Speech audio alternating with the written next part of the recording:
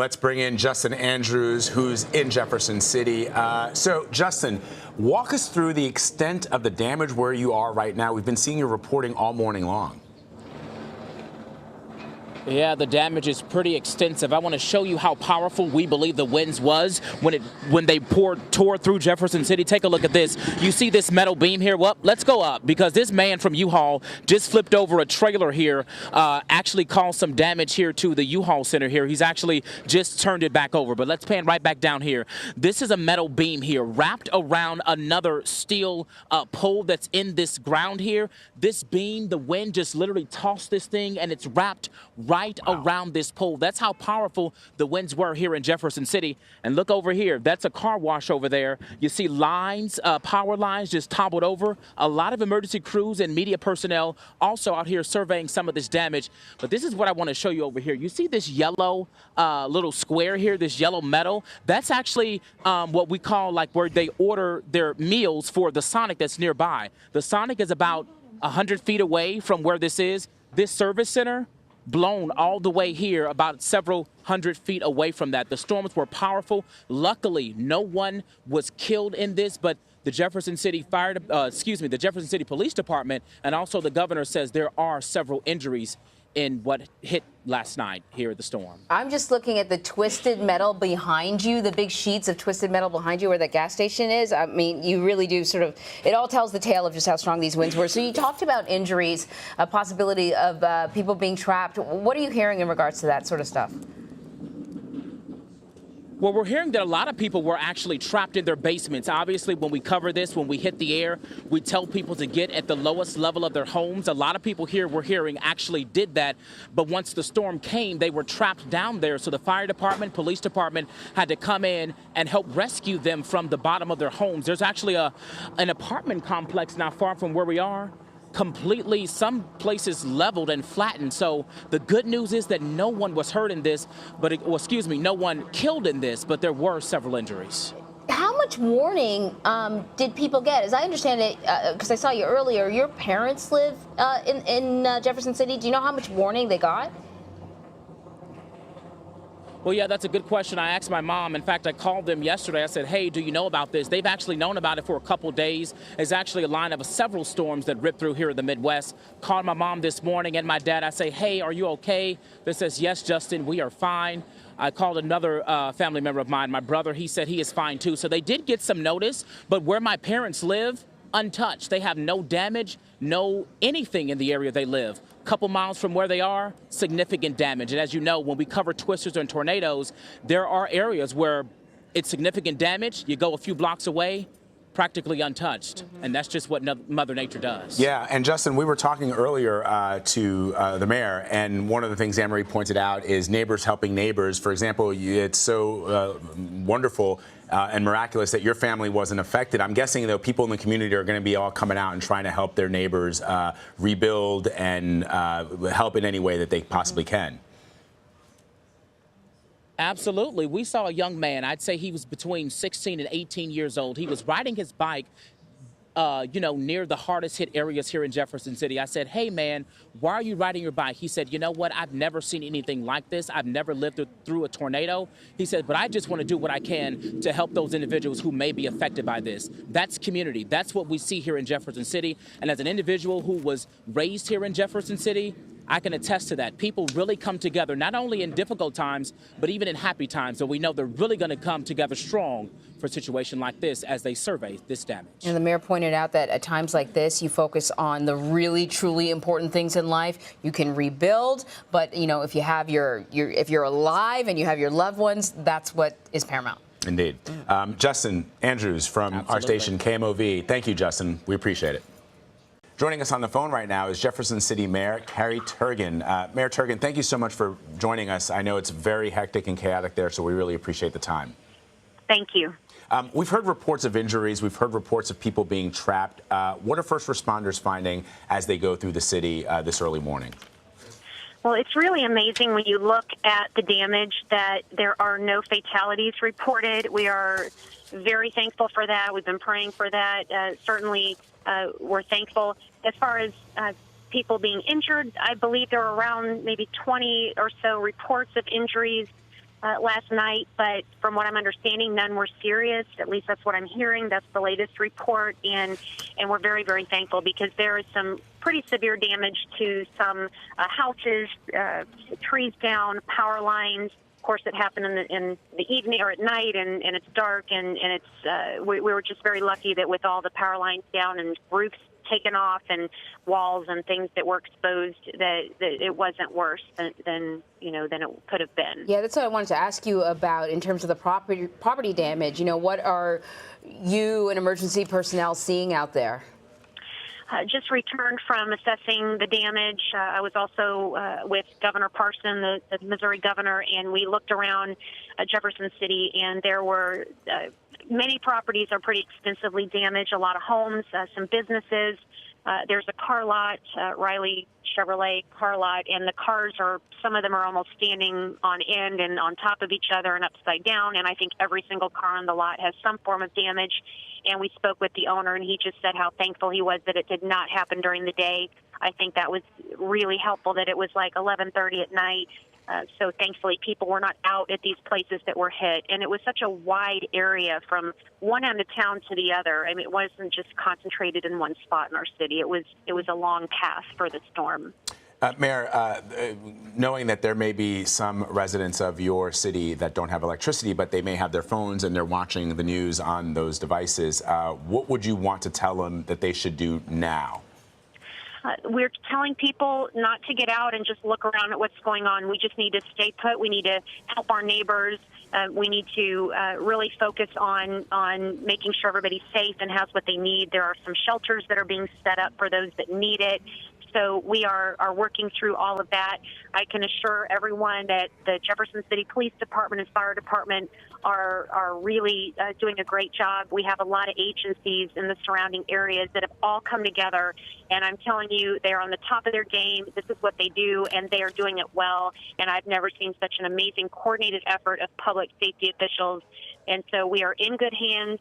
And we really care about our neighbors here, so I know that we are going to be fine. We're going to get through this, and everybody's going to work together. I have complete confidence that will happen. Well, Mayor, often, when we see the worst circumstances, we also see the best coming out in humanity. And from what I've heard, you were sort of reiterating what I've heard, is that you have a town that is prepared to really endure what's to come here, the cleanup and the rescue, and really people coming together. Well, absolutely. And, yesterday we declared an emergency declaration because the Missouri River is flooding, and we know it's going to be record-setting floods, and we're concerned in evacuating people. So yesterday we thought, okay, that's our biggest concern. Never expecting we were going to have a major tornado do such damage. So it puts things into perspective. It puts life into perspective and tells you what's important and gives you a minute to say, you know what? We need to really care about our neighbors, our friends, our family, because that's what's important. The river may flood and the winds are going to come and the tornadoes are going to destroy, but we are stronger than that, and this is just going to make us even stronger. Couldn't have said it better. Thank you, Mayor Carrie Turgan. We appreciate it. Good luck. Thank you. Thank you. Confrontation in the skies between U.S. fighter jets and nuclear-capable Russian bombers not far from American shores. Now, we had reported that on that day, 2 Russian Tu-95 Bear bombers, this is a picture of one, they flew not far from the California coast. Now, we now understand that that incident was roughly 40 miles off the coast of central California, right about here. Now, on the same day, July 4th, 2 other Russian Bears flew close to the southern tip of Alaska, near the Aleutian Islands. In both instances, American fighter jets, F-15s off the coast of California and F-22s off of Alaska, flew up to intercept the Russian bombers, and the Russian planes turned away. We are also learning tonight of a communication from the Russian bomber pilots toward their American counterparts in that one incident near California. A spokesman for the North American Aerospace Defense Command, NORAD, he tells CNN one of the Russian pilots said over an emergency aircraft channel, quote, "Good morning, American pilots. We are here to greet you on your 4th of July Independence Day." Now, was that a threat? This NORAD official would not go that far, but he did say that this incident was, quote, potentially destabilizing because this was an unannounced approach and because these Russian bombers are capable of striking the U.S. with nuclear bombs. Now, Carol, this all happened on the same day that Russian President Vladimir Putin called President Obama, personally congratulated him on the 4th of July holiday. Many observers in this incident say that was no coincidence, that that conversation and this confrontation all happened on the same day. 5G is one of the newest things in the tech world, and that means there's been a lot of debate about how it should be implemented. One bill being considered in Congress would aim to protect 5G technology in the U.S. from potential foreign threats from companies like China's Huawei. The lead sponsor of that bill, Democrat Congresswoman Abigail Spanberger. She joined our colleague Elaine Keano on Red and Blue yesterday to talk about it.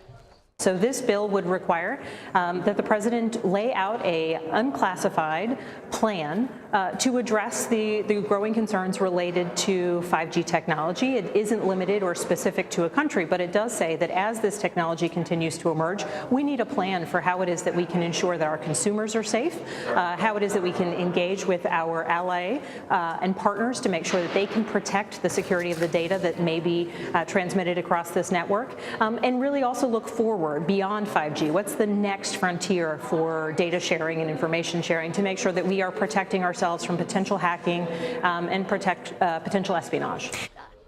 Okay, so the bill isn't the only discussion surrounding the 5G rollout. In a hearing before the House Subcommittee on the Environment last week, a National Oceanic and Atmospheric Administration official told lawmakers that they're actually concerned about how 5G might impact weather forecasting.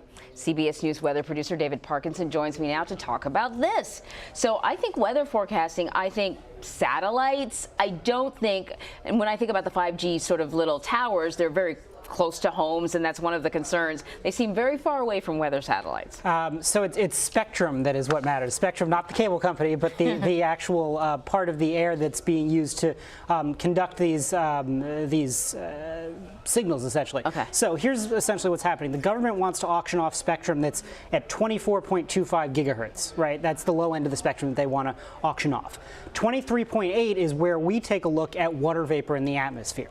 So 5G in and of itself is not a threat to weather forecasting, but that particular spectrum being so close to the weather spectrum that we use critically is. And there is also a concern, in addition, that once they do 24.25, maybe they're going to do something that's around where we sense temperature or where we sense different parts of the atmosphere. So it's the concern now is, can you protect the frequency enough so that you're not going to get crossed signals and miss something in the forecast? Oh, that's really interesting. I guess I never really sort of considered that, the idea of auctioning off this space that we can't see or touch, but it's for sale. So give us an idea of just what sort of impact this could happen, sort of the worst case scenario. Right. So the worst case scenario that NOAA was projecting is this could take us back to the 1980s in terms of our forecasting skill. Wow. What that means, right, is that we like to say that the 10-day now is as accurate as the 7-day used to be, which is as accurate as the 5-day used to be in the 90s, which is as accurate as the 3-day used to be in the 80s, right? So as we have gotten better in our forecasting skills and the computers have gotten better, we've been able to crunch more things, we have gotten better at skill further out. The concern is that if you miss one of these water vapor signals at 7 days out, you might not see that a hurricane is intensifying. You might not see that there are certain things going on in the atmosphere that are going to steer a storm in one particular direction. Think of Sandy making its left-hand turn. So it's not a guarantee. There are ways that you can remedy it and sort of protect those things, but it's important to remember that there are two stations where we do this monitoring. One is in France and one's in the Arctic, and what they want to do is they want to make sure that when those are sensing things and sending them up to the satellites and making all those communicative connections, that nothing is getting crossed, nothing has interference. So you said it's not a guarantee. It certainly looks like 5G is coming. Like Right. There's no stopping that train. So then what can be done to at least protect the concerns of meteorologists like you? Right, so there's a couple things that you can do. One is you can change the amount of tolerance for noise, right? So right now, basically, it's a whole complicated thing, but essentially you can regulate how much beyond the spectrum, things are allowed to go just with extra signals that don't quite fall within sort of the bands of. Is this sort of like a buffer signals yeah, almost? essentially, right. So that's one thing that you can do. The other thing is, again, you could say that instead of auctioning off 24 1/4 to 25 1/4, we're only going to give off 24 3/4 to 25 1/4. Right? You can protect that actual legitimate spectrum there. So what the government would say is they think that they're happy with their error tolerance, that their figure is suitable. The weather enterprise community would like to say, no, we would like a much stricter standard. Yeah. It would be more costly. It might hurt our competitiveness with Chinese companies doing that. That being said, you know what would be worse than hurting our competitiveness?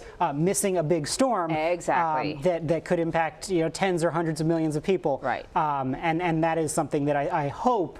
We do have a problem, which is we don't have a confirmed administrator of the National of NOAA. Yeah, there are a lot right? of vacant positions. Right, there are a in lot the of vacant positions, Yeah. and so you don't have people necessarily looking out in the way that they might, and that is a concern. But hopefully, there's been enough that's being raised right now that they might at least have a quick second thought on it. Yeah, competitiveness, people's lives. I think we should lean towards protecting people's lives. David, thank you so much. Sure thing. Now to a truly historic discovery in southern Alabama, where the last known slave ship to arrive in the United States has been found. It was called the Clotilda. It sailed to the U.S. in 1860 with 110 souls on board from a slave port in the West African country of Benin. The slave trade actually became illegal in the United States in 1808, so after the 6-week journey, the ship's captain burned it to hide evidence of his crime. But parts of the ship survived, and the wreckage was finally found off the coast near Mobile. Researchers know this ship is the Clotilda because of the materials used to build it and because of the dimensions. Survivors of the journey also provided descriptions while they were alive.